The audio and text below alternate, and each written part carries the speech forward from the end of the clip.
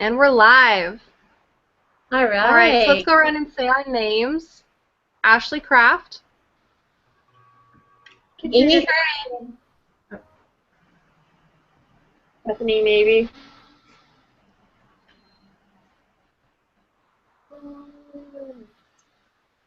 And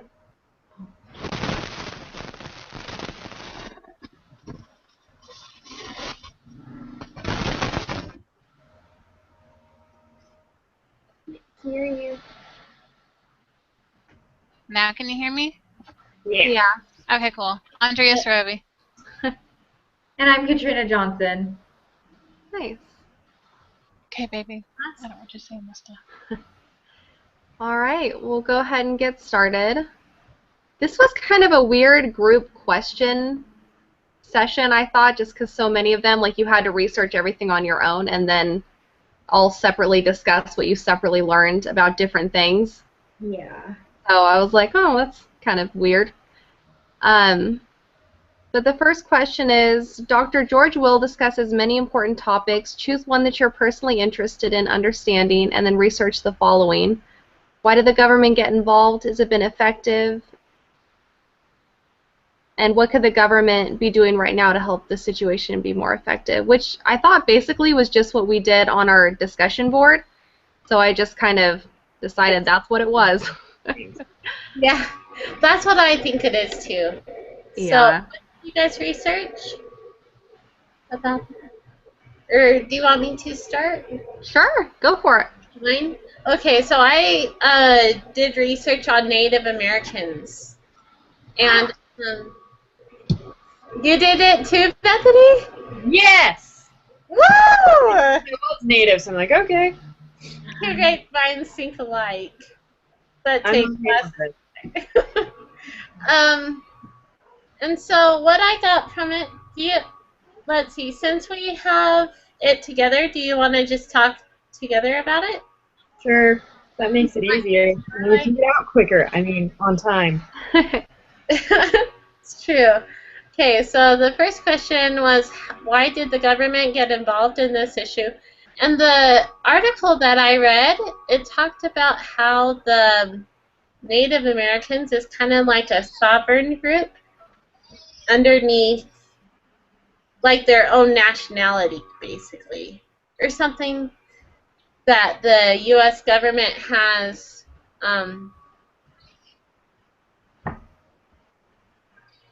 like the U.S. government acts as like a marshal to them or something. I'm gonna pull up the thing really fast to find the exact wording. Okay. Um,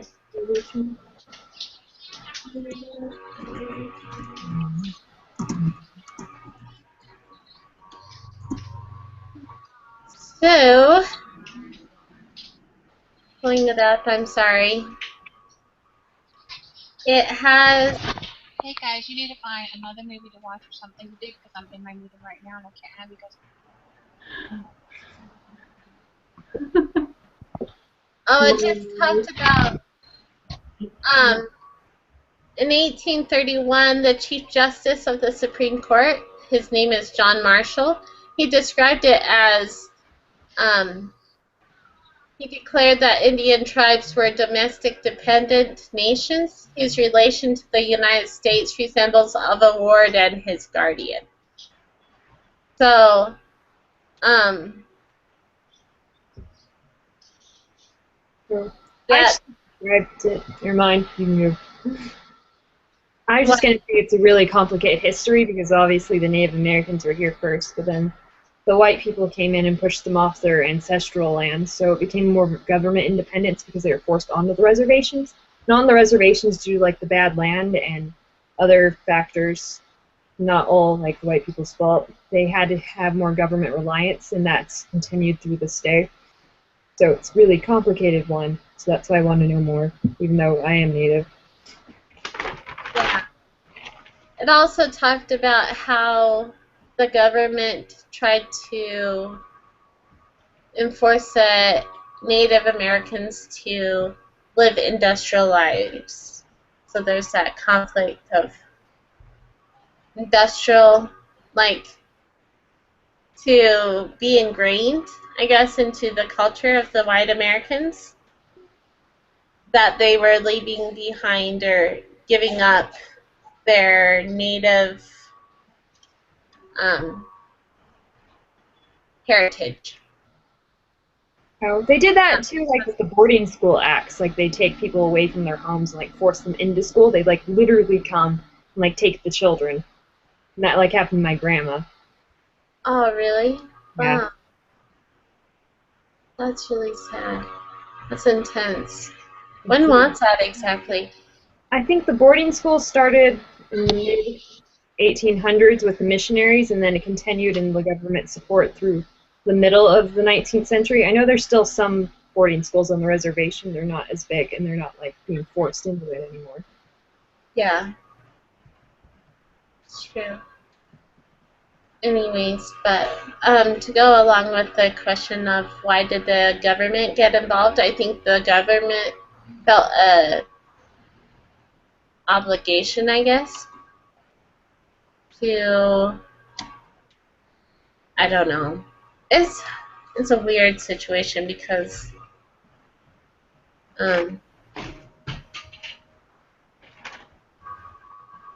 Marshall in 1831, John Marshall said that the Native Americans were more like a war. The relationship then, I guess, to the government or to the U.S. government and the Native Americans resembled a ward to his guardian.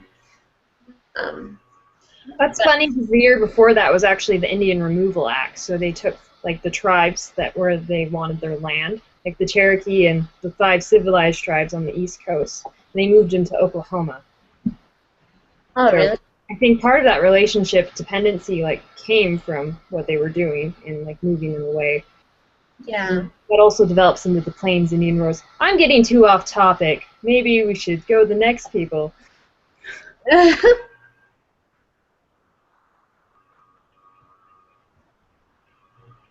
Let's see.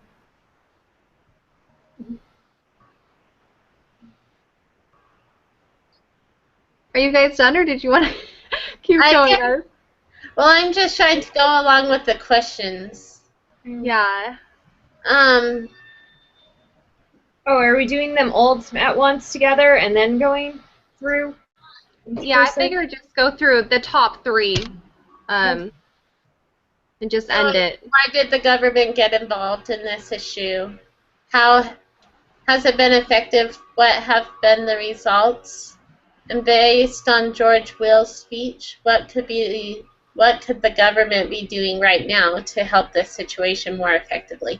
I don't think it's as effective. It is more effective than it used to be, but I don't think it's as effective. I think it creates a dependency, and that's where part of the issue lies. You get these people on the reservation, they live their entire lives off the government. We need to really just teach them to be more self-independent.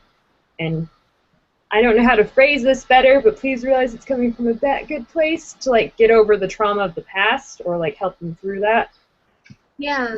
Unemployment's high, suicide rates are high, alcoholism is high, dropouts, teenage pregnancies, everything bad is high on the reservations. That's true. So, to increase their independency, I agree. And making it so that do you think it's more like confidence? Or just I definitely think there's been some family trauma.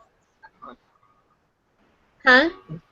I definitely think there's been some family trauma that's going on. Like back in the 1970s, they used to remove children, like literally, and place them in other families because they were trying to make them more westernized. And so when they did get back to their families, they like didn't know the culture or the language or anything. So there's been this real disconnect between culture and like the westernized thing, and families are just like ripped apart. I think one way to like really help them is to focus more on family problems and family advocacy in those areas. That's a really good point. My main thing was just working on independence. It's also a good one. To help them accomplish things and to get out of those bad things that is happening on the reservations. It's a very good point. Anyways, but yeah, I guess that summarizes our thoughts. Unless you have something else, Bethany. Nope, you covered it. They definitely need more independence, like as even just as individuals to come off that. Nice. Yeah. Great job, guys.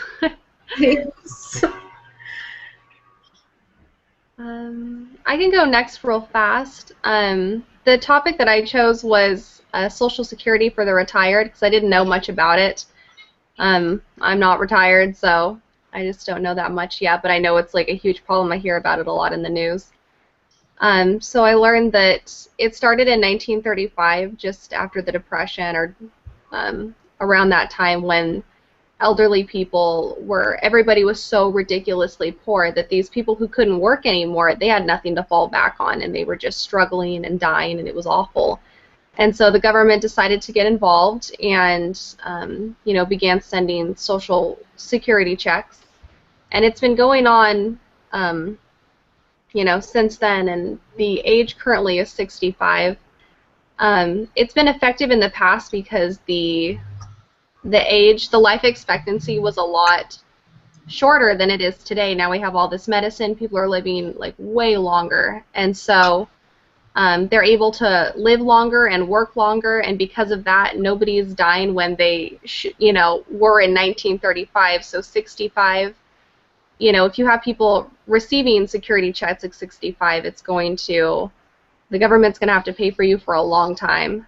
And George Will, in his speech, he was talking about how if you higher the age to 74, that we wouldn't have this huge problem of people, of the government running out of money for Social Security and people not being able to receive their checks. Like, I probably will never receive a Social Security check because my government cannot take care of me in that way anymore, like it has for my grandparents. And so it's no longer effective, but I think that if they did switch the age up, they'd only be helping people for just basically, the last few years of their lives, and then they wouldn't have to pay out all this money, and it would be effective to those who couldn't work any longer, who it would be really helpful for. And that's what I learned. Awesome. That's really insightful. Really good. Who wants to go next? I'll go. So wait, before I start, I just have a quick question. I just want to make sure I did this right, and that so did we have to choose the topics that were in the parentheses, or could we just choose something of our own? No, any topic. Okay, good. Okay, so I chose immigration because I'm an immigrant, so I've had experience with this topic. And so I didn't really, I'm in the process of picking an article right now, so I don't really have an article to share with you, but I can just answer like these questions briefly that I've learned, why the government did get involved with this issue so that they can provide opportunities. I'm just going by the immigration system, like the system that immigrants go through to apply for permanent residency and citizenship to become a United States citizen. And so they got involved with this whole plan so that immigrants can have opportunities that American citizens have. They can work, they can drive, they can basically be an American and have the advantages that people who live in America have. And to answer the second question, how has it been effective and what has been the result?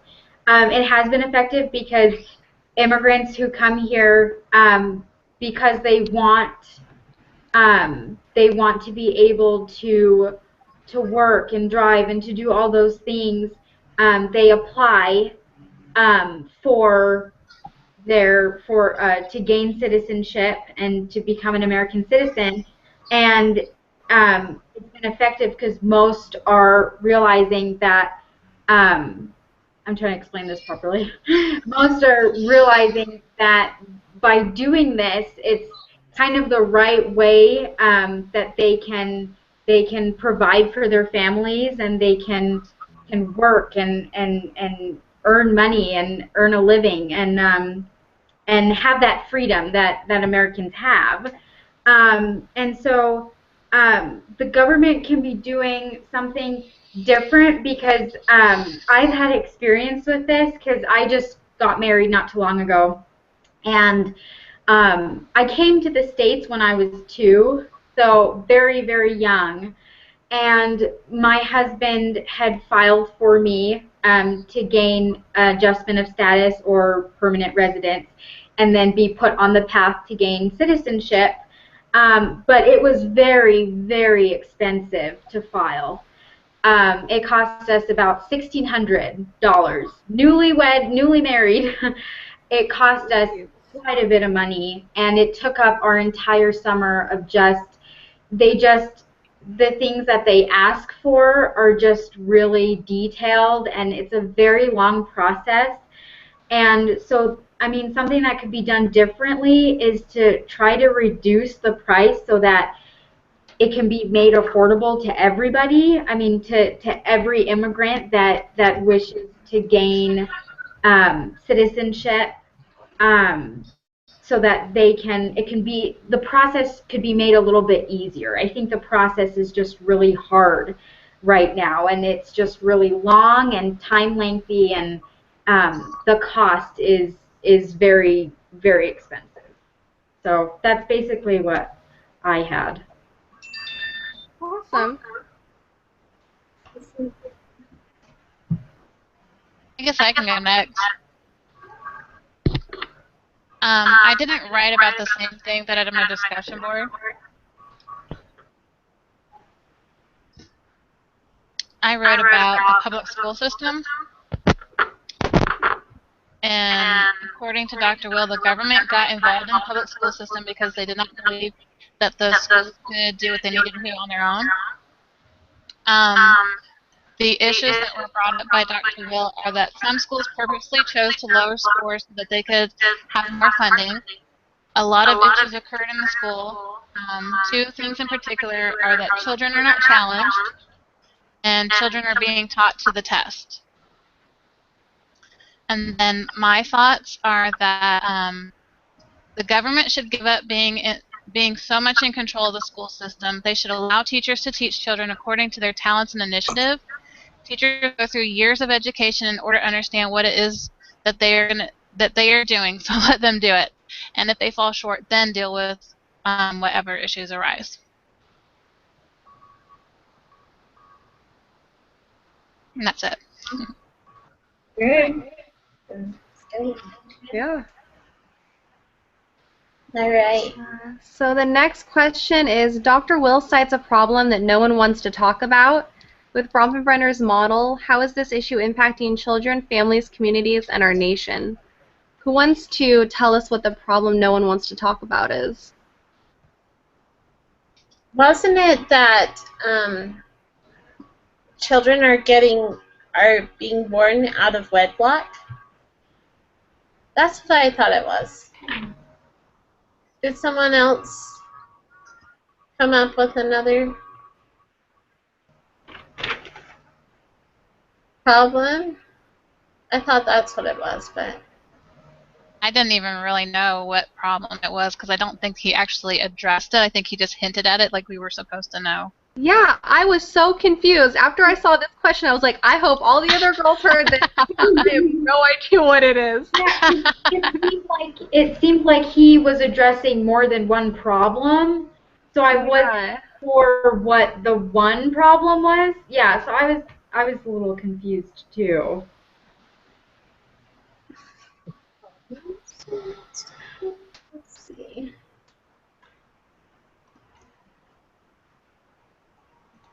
So what problem should we talk about?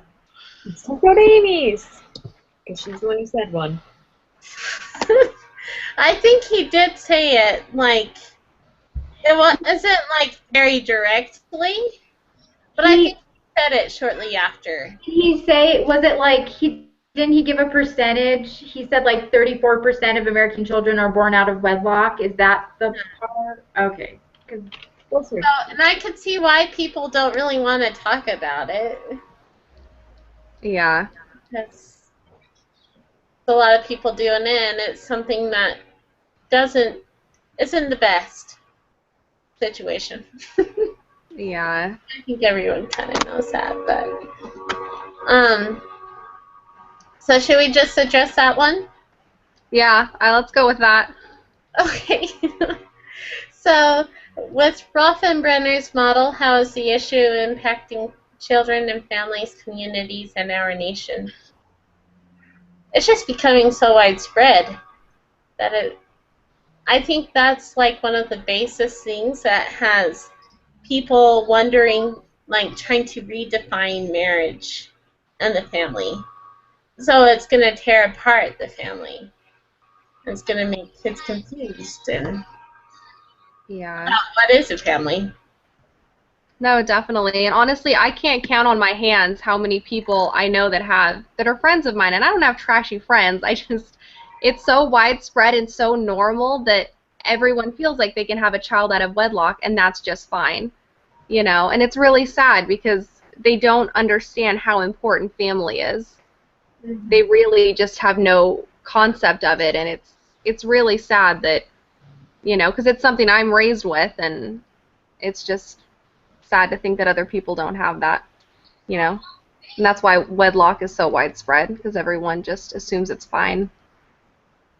Yeah, it's true. So it's becoming so widespread, and it's essentially gonna tear away the family. I mean, with the new curriculum and stuff in the school systems, it's gonna also make it so confusing for the children.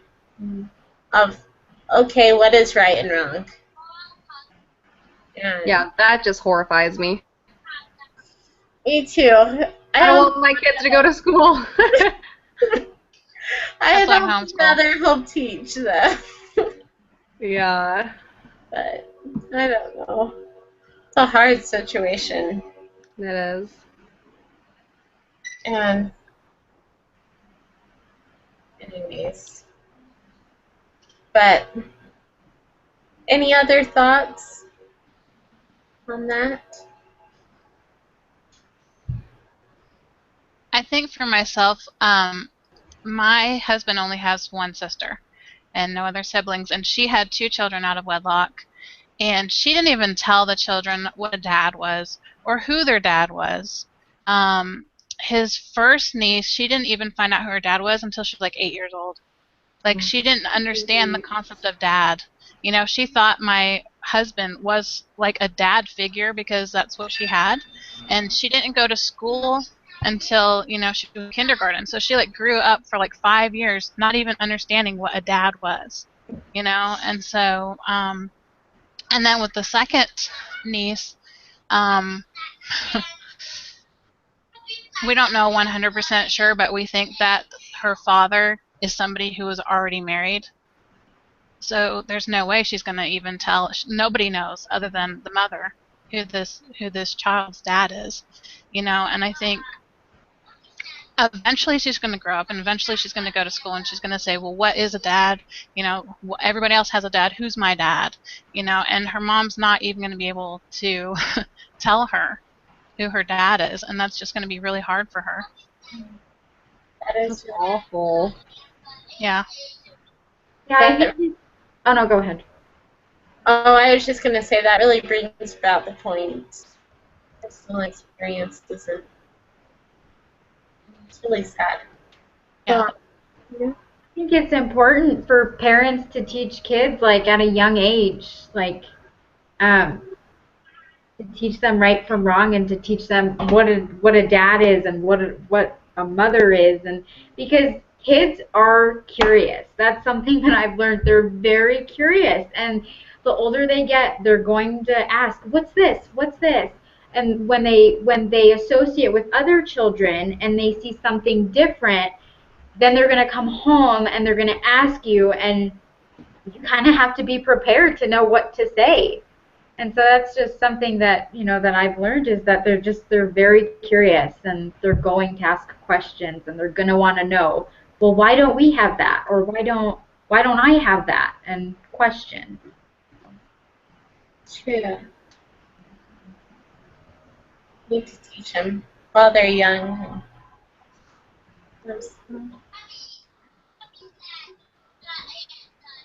Should we go to the next question? Mm-hmm. According to Dr. Will, one thing you can do for your country is reserve a spacious portion of your life for which your country is not responsible.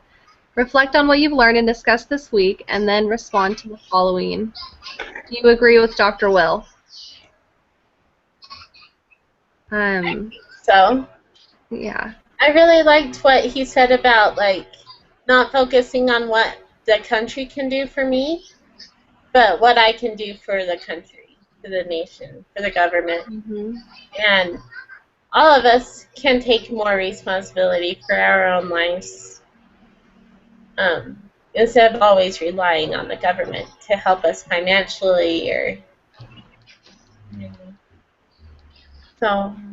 Yeah, I totally agree.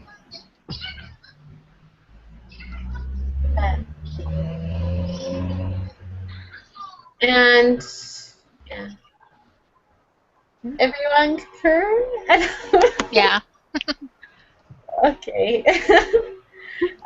In what areas do we feel like the government should be involved and not involved in addressing your chosen threat to children and families? Is that the threat that we wrote about? Yeah, the one from way back. Okay, I was a little confused with what I was talking about. Okay, well, for mine it was cohabitation. And you know what? I don't think the government, now that I think of it, I don't think the government has responsibility over cohabiting couples. Well, like as far as Okay. determining, I guess it's a personal choice, I think, and I don't know. All of us have the right to choose. You should make it illegal. Right. Get rid of it. But like we do have our own choices, but I feel like I don't know for sure all the details of what the government does for cohabiting couples, but I don't think they should have the same benefits, I guess, of married couples given by the government. Yeah. Anyways, someone else. My threat was divorce, and I mean the government's already pretty involved in that. I kind of like the way that the government used to be involved when it kind of wasn't okay to get a divorce unless there was, something bad going on. I think it helped people stay together a little bit more, whereas now it's very flippant and, oh, you want a divorce? Sure, here's one. And, you can get it at any time for any reason. But I do think that the government needs to be involved in the aftermath of a divorce, like children who are suffering, single mothers, single dads, people that just need help, whether it's therapy, whether it's financial, these are families that are really struggling, and especially the children that are really struggling. I think the government, should step in there. So. True. And help the families adjust. Yeah. If it were to happen. Who wants to go next? Well, I I talked about pornography. I don't know. I mean, like it just seems like everywhere you turn, like in our society today, there's like some kind of pornographic image. Like cruising down the highway, you see images on like pornographic images on like billboards and stuff. And it's like, come on, you know, and parents that have their children in the car, what are you supposed to say when your children ask, or you know, or you're supposed to tell your children to cover their eyes? You shouldn't have to, because that shouldn't even be there in the beginning, to start off with. And like just things like magazines, and like the definition of a PG-13 movie has changed even since I was little. Has definitely changed, and now they get away with like little, what seems to be little, but it's really not in a PG-13 movie. And it's like, what are our kids being taught, you know? And so I think the government should really step up, and like especially with like billboards and stuff really seem to bother me, and like take them down. And it seems like advertisements on a simple network, it just seems like they just need to have a little bit more control over that, in my opinion. And people seem to be defending pornography, which just like doesn't make any sense to me, but it's just ridiculous. So I think that they should definitely be more involved and like eliminate some of those things from our society today. Absolutely. Aside from you, I did same-sex parenting, and I think the government should definitely get involved in the studies, because most of the ones I find are really biased from one side or the other. Usually the other, that same-sex parenting, just like everyone else. And then they only compare it to like single parents, which we know aren't as sufficient in doing the job as a married woman and father in a real relationship. So I think they should get involved in those studies, because the ones right now are kind of crap. It would be nice to have a non-biased study. And in terms of parenting, I don't know how far they should get involved. I mean, it'd be nice to say that they shouldn't be able to have kids because it's an experimental stage, but there are still families out there with children, and I don't know if it'd be right to take those children away from the parents they know, especially since my sister is one. So I'm torn, and I don't know what to say on the matter. So, sorry. That's a hard one.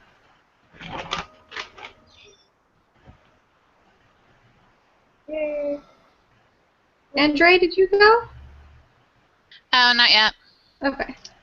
The topic that I've been writing about is the changing roles of women. And I think the government can play a huge role, because one of the things they can do is help families to be able to live off of one income, because right now most families can't live off of one income. And if they made it to where families could live off of just one income, there'd be a lot of moms that want to stay home that would actually be able to stay home. And I believe that the government has the ability to make college education more affordable, allowing men to be able to better provide for their families, which is another way they can help families not need two incomes. The third thing I think that the government should do is to allow the idea of a God-fearing woman to be in the school system. Like right now, everyone's trying to get that out of there. Like home economics education programs have been taken out of there, and they've been like, God's not allowed to be in the school, and you can't say prayers and like all this stuff. And I feel like the government has the ability to put all those things back into the school system, since they're the ones that took them out in the first place. As far as is it the government's responsibility? Are they the only ones who can do it? I don't really think so, because President Kimball, I've quoted this talk every single time I write about it, but he basically talks about how the church is going to grow in the last days, and a lot of the growth is going to be because of good women. Good women in the world are going to be drawn to the good women that in the church, as long as the women in the church reflect righteousness and articulateness in their lives. And to the degree that the women in the church do this is going to be the degree to which the other women of the world are going to be drawn in. And I feel like, it's really Latter-day Saint women who are going to actually have the ability to change this threat. Nice. I like that quote. Thanks. All right. So who wants to do the 2-minute summary?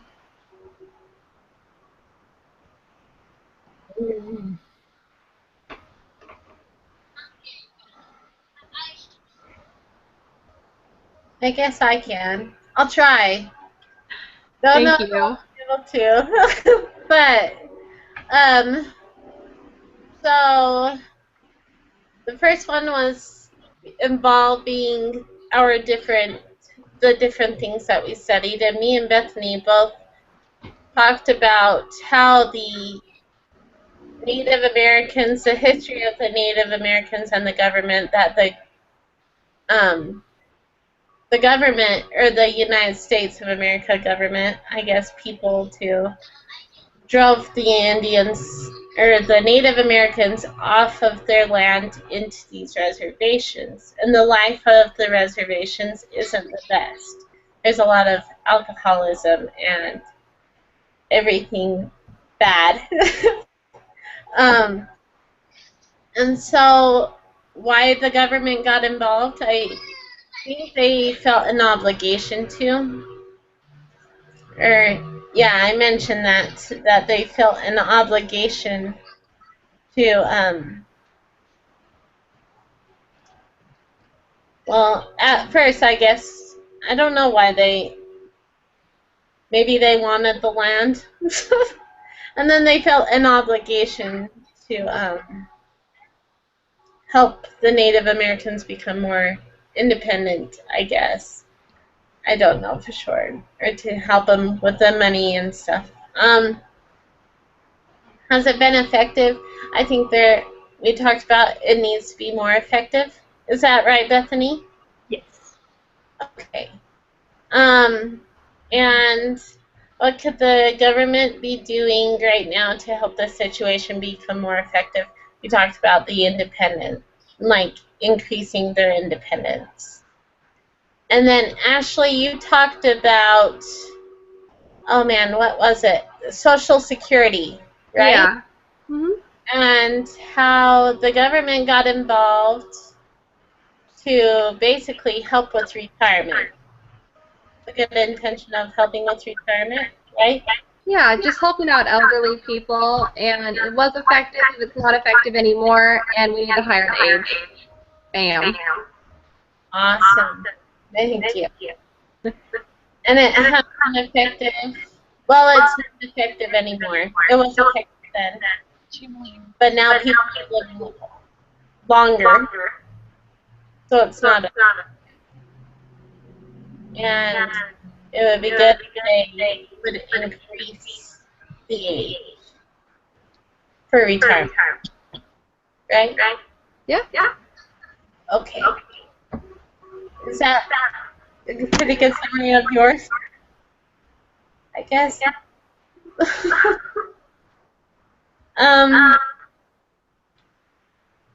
And then, Katrina, you talked about immigration. Mm-hmm. Yeah. And remind me of what you said.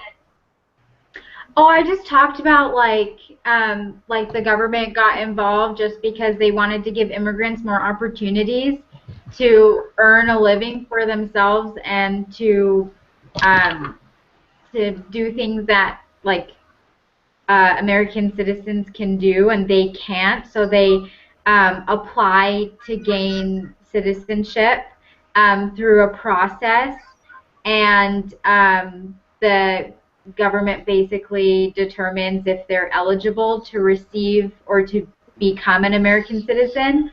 But I said that this is beneficial to them because it gives them, like I said, more of those opportunities that they can have. But I said also that the government should reduce the cost that it costs to for them to file to go through this long process because the cost is very expensive. And the time is a little bit lengthy, so maybe the time can be reduced as well. So basically just the cost. Okay. Of what the government can do to make Yeah. it more effective. Okay. And then we've gone over the 2 minutes if you just want to go real fast about, you know, Andrea talked about the school system. Just. Yeah, she talked about the school system and what were the ways? I can't remember. I'm sorry. Basically, the government is involved in the school system, and they're like trying to control what the teachers have the ability to do, and they just need to back off and let teachers do what they can. Okay, awesome. Thank you.